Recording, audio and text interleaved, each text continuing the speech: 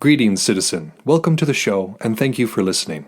For more of the art of wargaming in your life, definitely check us out on Instagram and Facebook.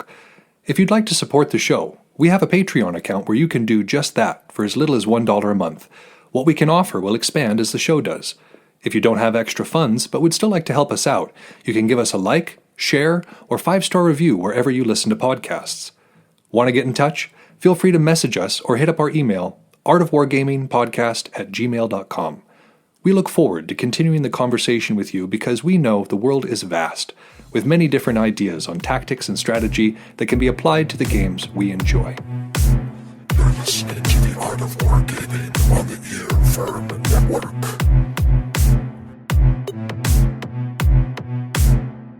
On War.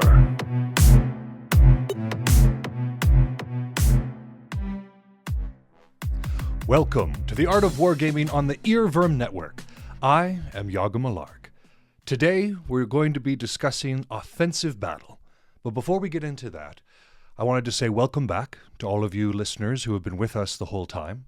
I understand that it's been a while since we've put out some material, but I hope that we're going to be able to be more consistent about that now that we've kind of got a few things figured out in the production side of things. So, what else is new?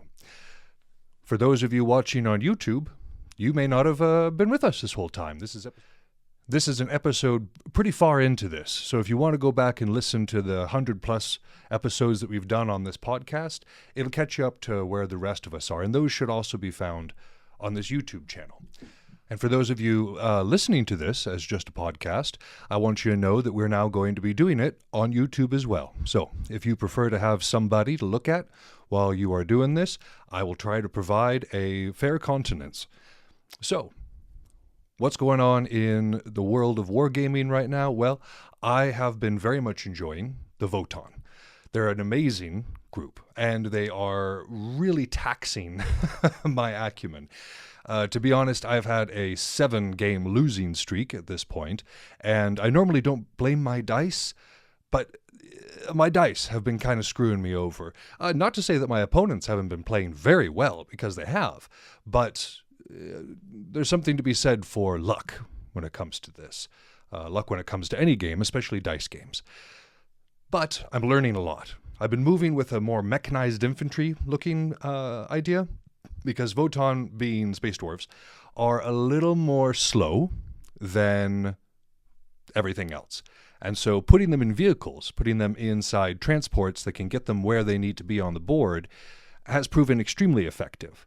But also effective is making sure that I've got enough movable support to go with them. So I'm putting in bikes, I'm going to be using Jaegers, and really just trying to go for field control, because that's something that Votann kind of naturally lack. But I'm trying for it. We're getting them all painted up. I want to put those up as soon as I have them up. I'll kind of showcase them a little bit. But yeah, so I'm very much enjoying Votann, and I'm very much enjoying playing these games, despite the fact that I'm losing. Because when we lose, we have a lot to learn from the experience, as long as we don't let ourselves get on tilt because of a loss. As you may know, when this episode comes out, there are some new detachments available. They've been kind of releasing them all throughout December, Games Workshop. And there have been a few that come out that are interesting. For the Knights, which is the other group I play, Chaos and Imperial, they've just dropped interesting detachment which involves either cultists for the Chaos Knights or Mechanicum guys for the Imperial Knights. And I haven't had a chance to try it out yet, and I haven't really delved deeply into it, but I am curious to see how that works out, because one of the weaknesses of those armies is not having something to protect your back line, because you want to be moving, you want to be engaging with everything that you have. And so when we have something small, some chaff, if you will, whether it be Skitarii or whether it be cultists, that means that we can still control the backline while we move forward. We can put them in positions where a knight would be wasted, but a little unit that doesn't cost a whole lot and can probably fill a slot that is usually left in a knight list, well, that's entirely possible. And so, like I said, I'm looking forward to trying these out. I'll let you know. I'll smack the microphone first for good measure. But I'll let you know how it goes. And yeah. I hope that you're enjoying these releases, those of you who are Warhammer players, because it looks like a good way to kind of mix things up for those of us who don't have codexes yet. The Knights codexes haven't dropped as of the time of this recording. The Votann codex is not even been talked about yet, so who knows when that one's going to come out. Moving on a little bit, the last thing I want to talk about is the war in Ukraine.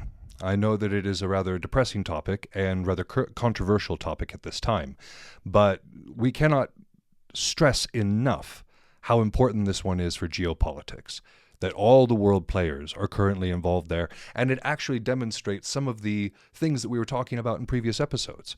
If we go back to the episodes that we discussed Abu Bakr Naji, for instance, he talked about the need for external help. Whenever you've got a smaller force or a irregular force, which the Ukrainians are not, but they are a smaller force, there needs to be outside help. And that's been coming in large quantities from the EU, from America, but as of right now, the drone materials that we've been using, which are from China, are starting to be cut off. And that's going to be affecting the drone ability there in Ukraine, because drones have played an amazingly important role when it comes to the warfare there, more so than I would have ever thought. And so by choking that particular supply, China is doing Russia a huge favor.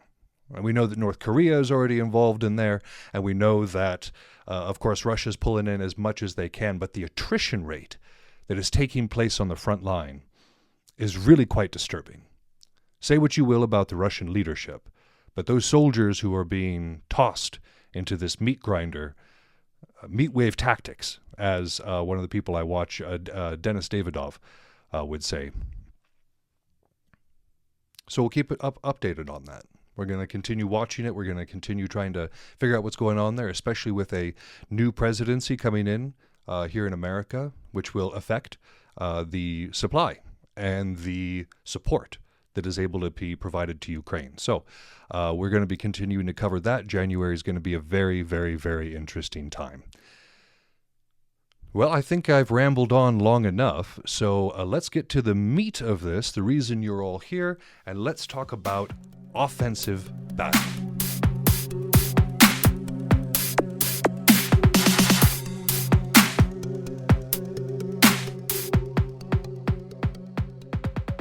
When last we spoke, we were transitioning away from defensive tactics, which we've been covering for quite a long time, into the idea of offensive warfare, taking the advantage and moving against our opponent, trying to seize some sort of objective, trying to get through and weaken the enemy's army, cut off supplies, cut off a line of retreat, or achieve some other form of material objective in the form of a fortress or of territory. These are all parts of offensive warfare. But let's start to talk about this in terms of the destruction of the enemy, because that is one of the objectives that we have in warfare. Of course, it is not the main objective most of the time. The main objective is to achieve something else, and the destruction of the enemy becomes important after a certain amount of time.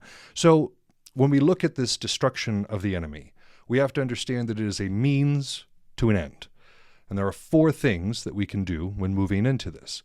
The first one is only to destroy as many as that particular attack requires, which makes sense. You know, we're not going for overkill. We're saying this is our objective, this is where we're going. If the enemy is in the way, we will do no more than we need to in order to achieve this objective, right?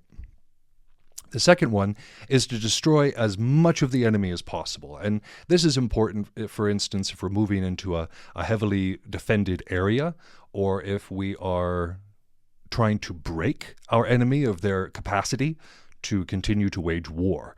And so, that's number 2.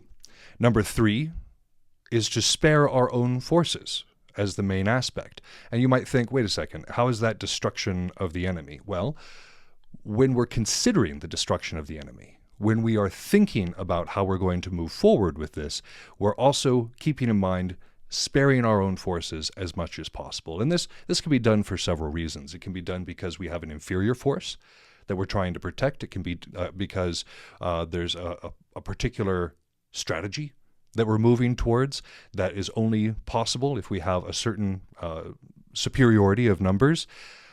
And of course, this should also be just a general goal every single time when we're dealing with the idea of our armies. And then lastly, only seeking the destruction of the enemy when favorable opportunity presents itself. And again, we often do this if we don't have that pure superiority in some way, either in numbers or in equipment or in training or something along those lines. And so when we're not necessarily in a position of pure superiority, this one works because we are still seeking the destruction of the enemy, but we're going to do so by waiting. We're going to do so by trying to draw the enemy out, to try to put them in a position where we can have an advantage, or simply wait for the enemy to make a mistake, because oftentimes we will. And if we've got good enough intelligence, if we've got good enough reconnaissance, then that should be something that we're easily able to spot.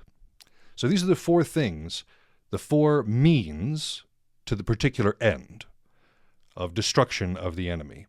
And this destruction can take place one of two ways, direct or indirect. Direct is what we're going to be discussing for the rest of this episode, and it involves attacking, of course, the enemy's forces. But indirect destruction of the enemy's forces can come from capturing their fortresses, keeping it so that they don't have any place to rest or resupply. We can move against their line of retreat. We can move against a critical asset in terms of a magazine or a town. So indirectly, we can also destroy our enemy, just not in the same way that we would normally think. And it would usually take longer, and it's not as flashy or as dramatic as having a climactic battle, but it's still possible. Now let's move back into this direct kind of idea when we're talking about offensive battle, moving towards and attacking our enemy. Previously, for those of you who have been with us for a while, we've been studying defense for a goodly long while. And in that study, we have been able to glean certain things about offensive strategy already, in terms of how we were thinking about countering it, in terms of thinking about how it was going to affect our particular plan. The things that we learned previously when we were talking about this particular topic was that our main goals include turning the line or envelopment.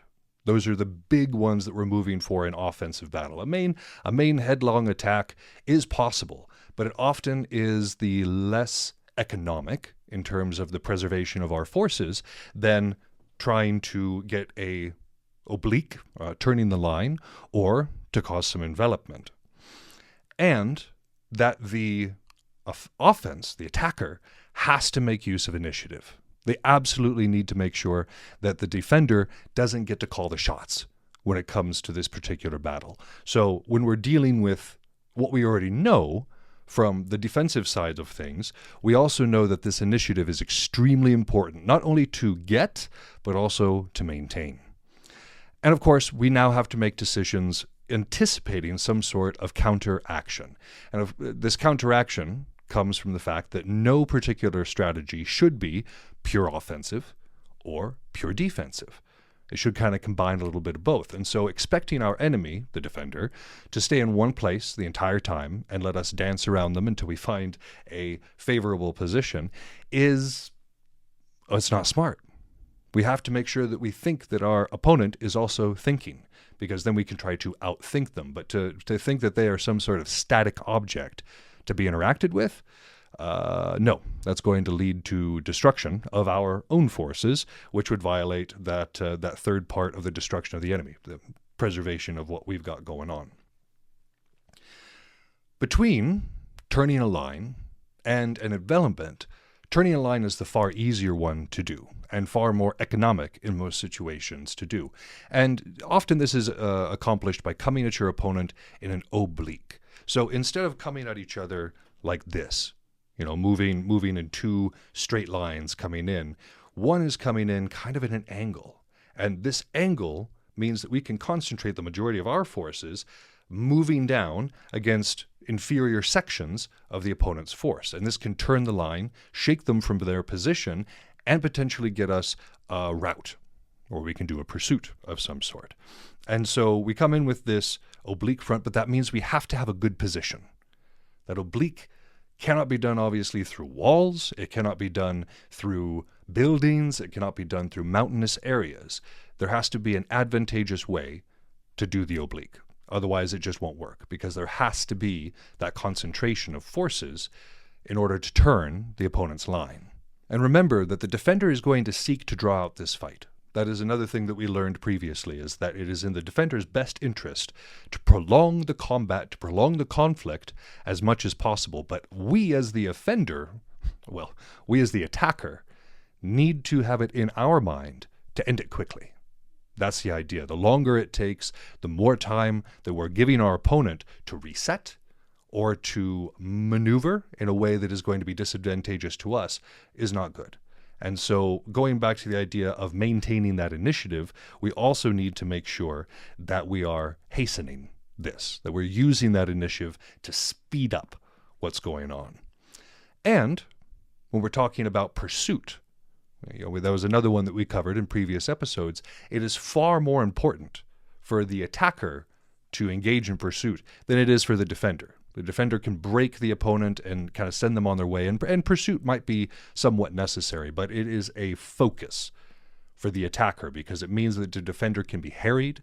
It means the defender will no longer have the ability to rest and kind of recuperate what's going on. And so we as the attacker need to make sure that we harry that defender at every possibility, if we're able to break them from any given position or win a battle against them. So let's first talk about attacking a defensive position. Now, we've covered how a defender will try to draw us into a bad place, set up their defensive position in a way that any approach is going to put us at risk. It's going to be an issue. And so they're trying to put us in a disadvantageous place or just blunt the advance in general. And we need to anticipate this. Again, we can't imagine that the defender isn't trying actively to disrupt our plans. But when we talk about a defensive position, most defensive positions are weak in some way or another, which is why we need to analyze a defensive position for weakness. Again, this can't be done on a long period of time because we're trying to hasten this through. But if we've got eyes that see, if we can do a nice coup d'eil, as it were, we might be able to see where there's these weaknesses, these inferior points in our opponent's defense, because not every defensive position is a completely prepared position. When we're talking about defensive positions in the last couple of episodes, or the defensive episodes that we were doing, we were kind of doing so with the idea that the defender was going to have time to fortify, to dig trenches, to put up spikes or palisades, or some sort of other obstacle that we would have to go through, some sort of kill zone even. But a lot of defensive positions are hastily prepared, or not really prepared at all. And so this is another thing that we need to make sure that we are actively analyzing, is whether or not our opponent has a good position or a good-ish position, because that's going to influence what we do here. And even though we are on the offense when we're doing this, we don't necessarily have to attack our opponent.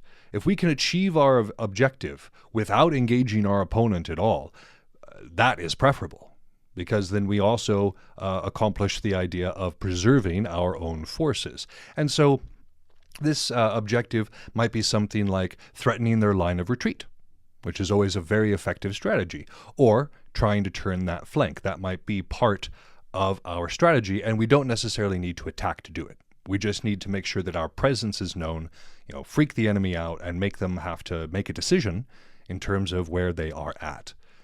So that's kind of a defensive position as Clausewitz would see it. But now let's talk about an entrenched camp. Let's talk about a place where you've got prepared defenses in the terms of like trenches. Now, when we're talking about trenches, the enemy can't be everywhere at once, particularly in force, particularly in a way that would make them powerful against us. And so an unmanned trench is basically just a ditch. And those may disrupt our movements a little bit, but we have to make sure that we're looking for those weak positions, those areas where we can overrun, and try to use those trenches to our advantage as well. Because if we're able to capture them, then they become our defensive measure. We can use them to hold our flanks or to protect our line of retreat. And so the problem with trenches is that anybody can use them, right? So if we're attacking an entrenched camp, much like when we're doing a defensive camp, we have to be analyzing for weaknesses. A full frontal attack is usually not the best idea unless we have superior forces in absolutely every way and our opponent is crushed morally, doesn't have the resources to come against us, doesn't have the numbers to oppose us. That is a fairly specific situation that will probably not occur, especially when we're doing war games. So making sure that we're analyzing, making sure that we're looking for that weak position and then capitalizing on it immediately, making sure that we're using that initiative that we've been given in order to attack our enemy and get the most advantageous result for us. Now, in the defensive, we also discussed mountain ranges and how mountain ranges kind of flip the rules for defense and offense. Because as we know, defense is the superior form of battle. As Clausewitz would say, your opponent has to come to you, you can prepare the ground. There's a lot going for the defense. But the one situation where that isn't necessarily true are mountains. So if you are just tuning in on YouTube, I would recommend going back and listening to some of these so that this kind of makes more sense. But to put it in kind of summary, the attacker has the momentum. And it becomes increasingly hard for the defender to actually be able to recover once they're on the back foot, because they can't just move back into another position or move out of the way. And you'll have to forgive me, I've only just acquired this particular camera and I am learning its proclivities, and apparently its SD card was not as large as I would have liked. So for those of you on YouTube, I'm sorry that you're going to be staring at a blank image for the rest of this episode. I know that I am beautiful and you will miss my face. But for those of you listening at home, this will not be much of a change whatsoever. So let's go back to where we were. We were talking about looking for these weak positions and transitioning into the idea of mountain ranges. So mountain ranges, again, we have the momentum and we have the advantage to the attacker in a general rule. But mountains are still disadvantageous to both. They limit our ability to maneuver. They limit our ability to try to get the envelopment and flank action that we were just talking about. And so even though the attacker does have a good probability, that doesn't mean it's going to be easy for this particular style of warfare. And unassailable positions are possible. If our opponent has gone out of their way in order to prepare these positions in these mountain passes, then that lack of maneuverability on our part is going to be a serious detriment. However, this is not usually the case. Most of the time, mountain passes are not very well guarded because they're just a thoroughfare. And so there's no need to station a whole bunch of troops there. And so when we're dealing with this, oftentimes we have pushed our opponent into that area, and now they're trying to put together a hasty defense because these areas are largely unoccupied territories. So the probability, as we said, is on the side of the attacker, despite the fact that the defender has the opportunity to try to build an unassailable position or move toward an ambush idea. So our broad strategy when we're dealing with mountain ranges is to make sure that we're moving in several columns, not just one. Not just bunching up our forces, because if we need to redirect or we need to reinforce, it's good to have those options and it's good to have that flexibility in what we're doing. The second thing that we need to worry about is concentrating our force on a rapid advance. The pursuit, as we said, is very important. So once that breakthrough happens, the momentum needs to continue. The main part of the force, the most potent part of the force, needs to be moving forward in order to put the defender on the back foot and keep them at a disadvantageous position. And then, number 3, we need to make sure that we are looking for turning movements, that we're looking for ways to move around and cut them off from their line of retreat or their line of communications. And this might be a little more difficult in terms of whatever the terrain is like. Some mountainous terrain is a bit more hostile than others, but there's always other roads. There's always other valleys to go down. And so if we are going to take a part of our force and attack them, it is far easier to cut a defender off in this mountainous area than it is in a more open area where they can maneuver better and kind of get back to their safety zone. One of the other things that defenders can do and ought to do is set up cordons. And we had talked about that before in terms of kind of these lines of troops that aren't necessarily there to make battle. They're not necessarily there to be an active fighting force. What they're there for is to blunt ever so slightly and give the rest of the force time to react. And so for us, as the attacker, it really doesn't make sense to go after these cordon lines because they're not going to bring about a decisive victory. If anything, they're going to just kind of allow our opponent to react to where we are now that they know. So it's a good idea to avoid the cordon lines unless they're necessary for the objective. If they're sitting there between us and what we want to achieve, well, yeah, we're going to attack it. And we're going to use our superior force, hopefully, to break through and achieve our objective quickly. Again, the most important aspect of being an attacker is to move quickly. I believe there was a quote from, I think it was Norman Schwarzkopf, that was a violent plan executed right now is better than a perfect plan executed next week. And so that very, very well sums up this idea of the haste that we feel as the attacker. So let's move out of the mountain ranges and let's talk about maneuvering itself, because this is something we've touched on, but we haven't really gone into the specifics of how this maneuvering is supposed to work. And so maneuvering is different than a straight up attack. It's different than just kind of going at your opponent with the intent to just destroy. We're trying to do a couple of things. We're trying to entice the enemy into making a mistake, and then we're trying to find a way to create what's called a pivoting attack. So a way that we're moving from this maneuver form into an attack form. And that requires a pivot. Of course, when we're talking about this particular time frame, we're talking about organized lines that would have been marching in formation and then would have to move in order to take advantage of something else. We're not necessarily dealing with that large of a force, at least if you're somebody who plays Warhammer or you play Belagarth or something of an equivalent, but we're still looking for ways to move aggressively in a certain direction and then use that movement to capitalize and move against our enemy in a more effective manner. So let's talk about the objectives when it comes to maneuver. We got 5 of them. The first one, and the most important one, is trying to cut the enemy off, trying to keep them from going where they want to go and threatening them where they are. And so this kind of goes into our second one, which is disrupting the junction with the other columns, making sure that this army cannot function together. One of the things I see all the time in Belagarth is that if you've got 2 strong flanks, they'll start moving in different directions, both sides thinking that they're going to turn the flank, but leaving a big gap in the center. Now, as an attacker, it is a good idea to hit that gap and make sure that those 2 forces are not able to link back up, are not able to support one another, because that means that we can use superior numbers against inferior numbers, and that's the ideal. The third one is to threaten the line of communications. And this is important because it disrupts their ability to talk to their general, talk to their president or king or whoever is kind of running the show there.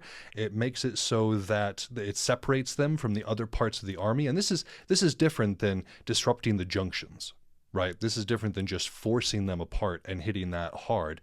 We're talking about simply threatening those lines of communication so that these various forces have trouble communicating with one another.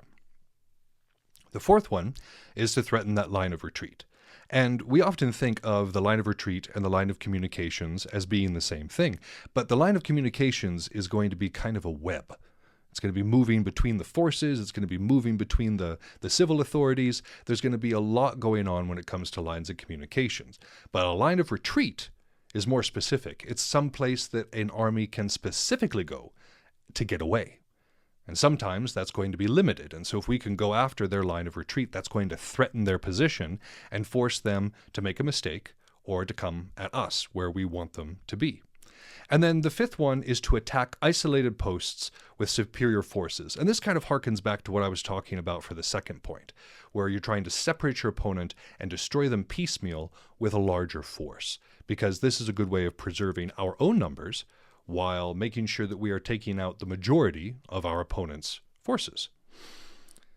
When we're doing maneuver, however, it is of vital importance, paramount importance, that we have a detailed knowledge of the bridges and the roads in the area, depending on the terrain, because not every battlefield is going to be perfectly flat, perfectly open, and with the ability to maneuver as you like.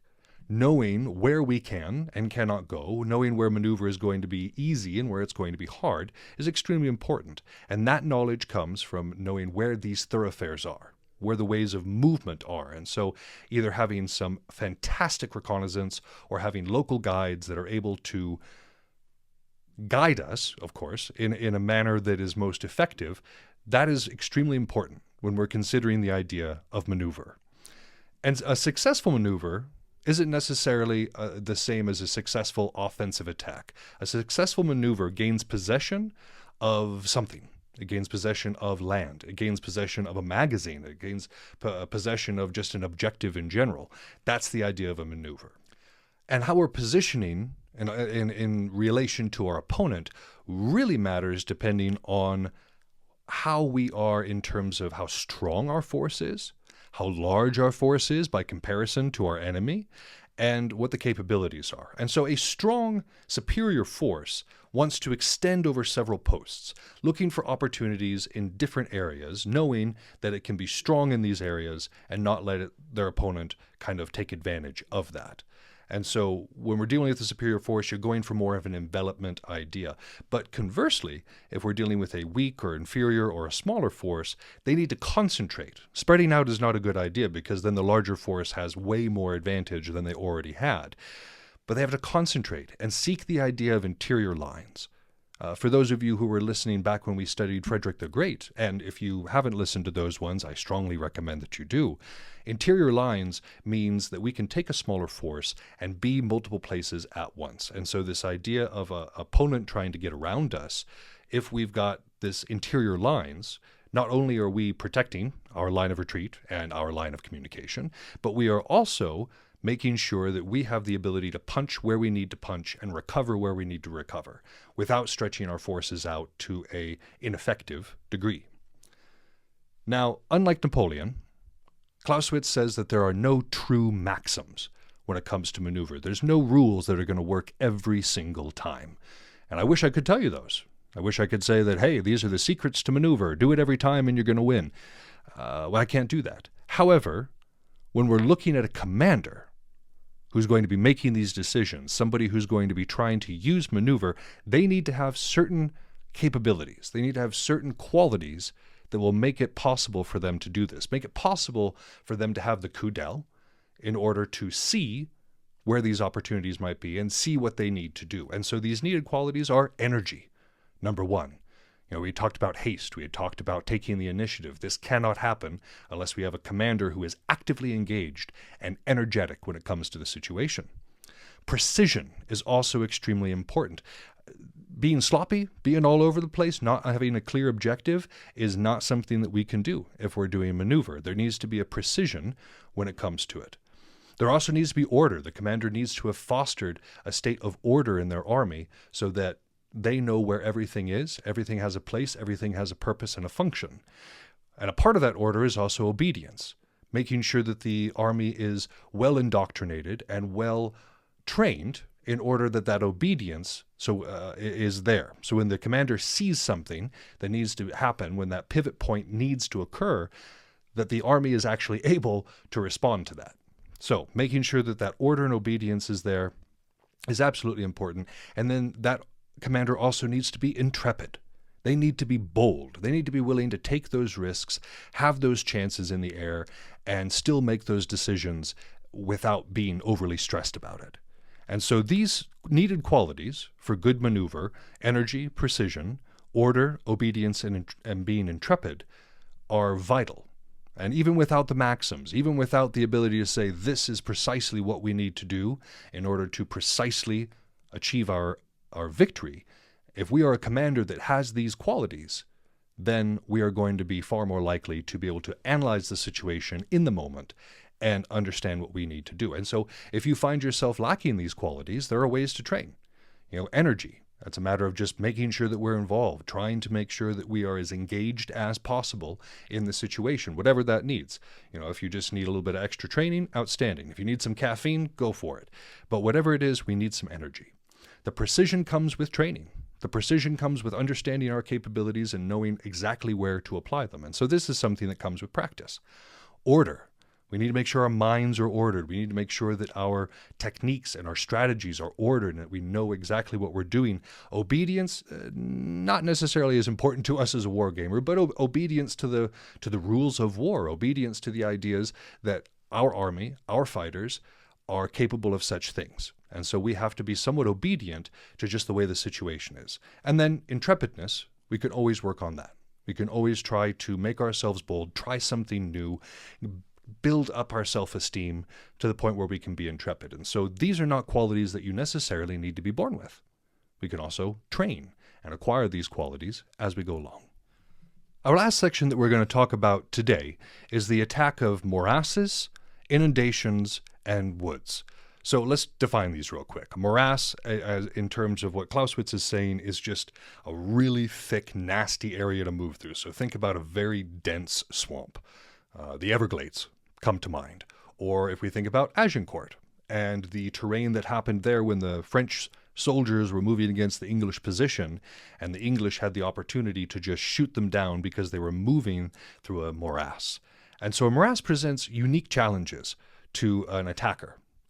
And it opens us up to long-range harassment. Our opponent isn't necessarily going to come and meet us in that morass, but they are going to be able to use whatever capabilities they have to attack us in that morass. So whether that's artillery, whether it's arrow fire, javelins, rocks, whatever the case may be, moving through something that slows us down is risky. And if a defender is nearby, it is honestly just best avoided. Just go around.